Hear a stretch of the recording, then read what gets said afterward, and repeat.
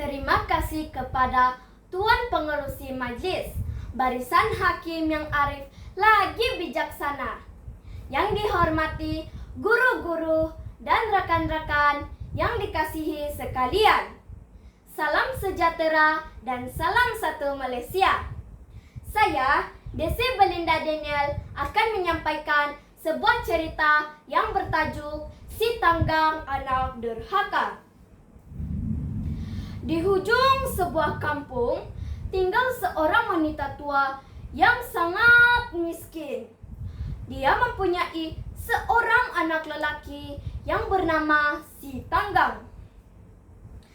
Si Tanggang selalu berhayal untuk menjadi kaya dan terkenal.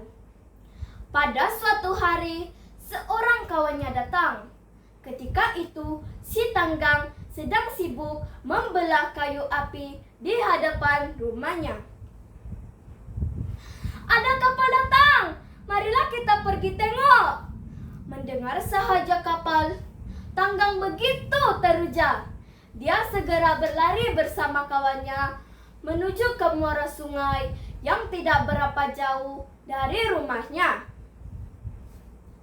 Apabila tiba di tepi sungai, Si Tanggang terlihat sebuah kapal yang besar sedang berlabuh di muara sungai yang berhampiran.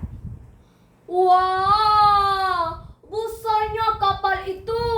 Kalaulah aku dapat bekerja di atas kapal itu, tentu bagus." Si Tanggang terus pergi berjumpa dengan nakoda kapal yang meminta pekerjaan sebagai anak kapalnya. Nakoda kapal bersetuju kerana melihat kesungguhan Si Tanggang. "Saya berjanji akan bekerja bersungguh-sungguh tanpa mengira waktu siang dan malam," janji Si Tanggang kepada nakoda kapal.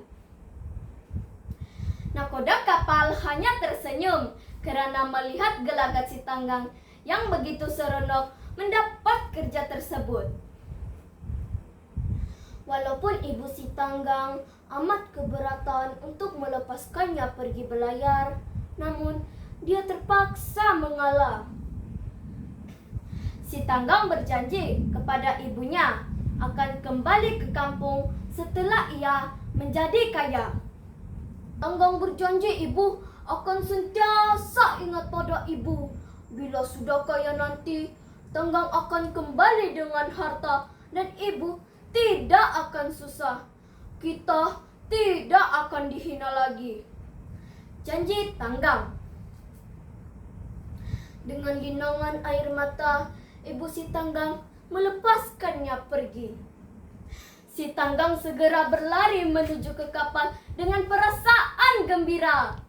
Akhirnya, dia berjaya keluar dari kampung dan bekerja di sebuah kapal serta berlayar ke segenap benua.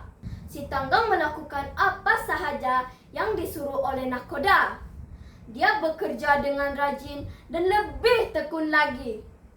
Nakoda menjadikan Si Tanggang sebagai anak angkatnya. Apabila nakoda uzur, maka Si Tanggang telah dilantik nakoda kapal yang baru. Dia dipanggil sebagai Nakoda Tanggang. Si Tanggang cekap dan pandai berniaga. Namanya mulai terkenal. Sultan di negeri itu tertarik dengannya, lalu menjemput dia ke istana. Tidak lama kemudian, Si Tanggang telah berkahwin dengan puteri sultan. Si Tanggang membawa isterinya ke banyak tempat di merata negeri. Pada suatu hari, kapal yang dinaiki Si Tanggang berlabuh di muara sungai tempat asalnya. Orang kampung mengetahui nakoda kapal itu ialah Si Tanggang. Mereka segera memberitahu kepada orang tuanya.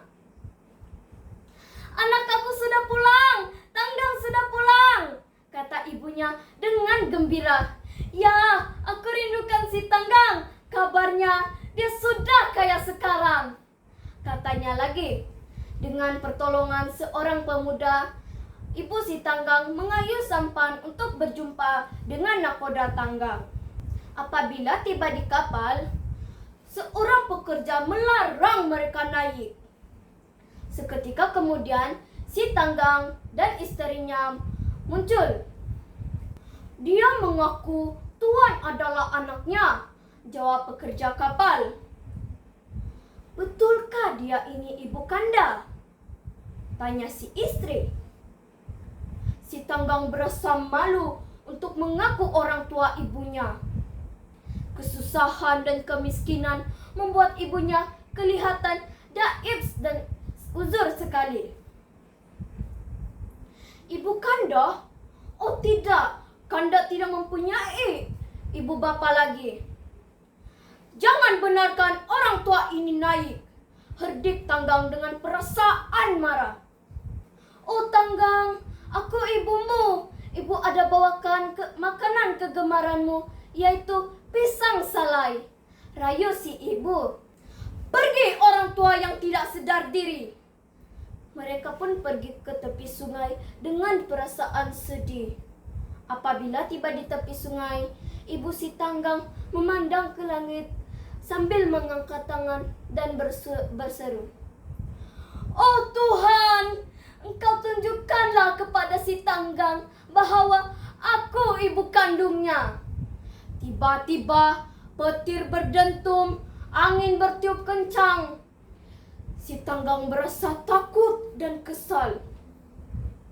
Kapal yang dinaiki si Tanggang terumbang-ambing. Dia tahu Tuhan telah memperkenankan doa ibunya. Dia akan menerima balasan karena telah menderhaka kepada ibunya. Oh ibu, ampunkan Tanggang. Tanggang berdosa. Tanggang derhaka kepada ibu. Tanggang mengaku Tanggang anak ibu. Ampunkan Tanggang. Akan tetapi segalanya sudah terlambat. Kapal yang dinaiki si Tanggang menjadi batu. Pekerja-pekerja kapal juga menjadi batu. Si Tanggang dan istrinya turut menjadi batu. Kawan-kawan, pengajaran daripada cerita ini adalah kita tidak boleh menderhaka kepada ibu kita dan juga melawan kata-kata ibu orang tua kita. Kerana surga terletak di bawah tapak kaki ibu.